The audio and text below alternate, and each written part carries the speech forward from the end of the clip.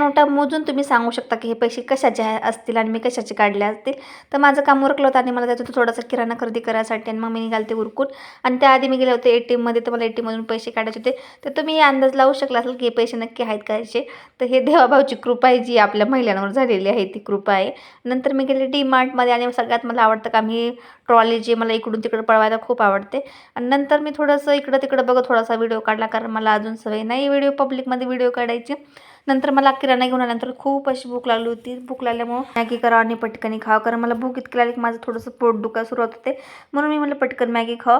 तर पटकन मॅगी शिजवली, पण शिजेपर्यंत दम निघला, पण निवस्तोवर दम निघत नव्हता मला, असं झालं होतं. नंतर ही आमची शेजारची ती नेमकीच उभं राहायला लागली होती आता स्वतःच्या पायावरती, कारण आता ती थोडी थोडी वर्ष झाल्यानंतर थोडं थोडं चालायला लागली. पण आर्नोला थोडीशी भीती वाटते, त्यामुळे तो त्याला धरून उभा होता. नंतर मी संध्याकाळच्या होती इडली सांबार. जर कुणाचा वेळ जात नसेल, कुणाला जर भरपूर टाईम असेल, तर त्यांनी इडली करून बघा. इडलीला का सकाळची दुपार कधी होईल ते कळणारच नाही.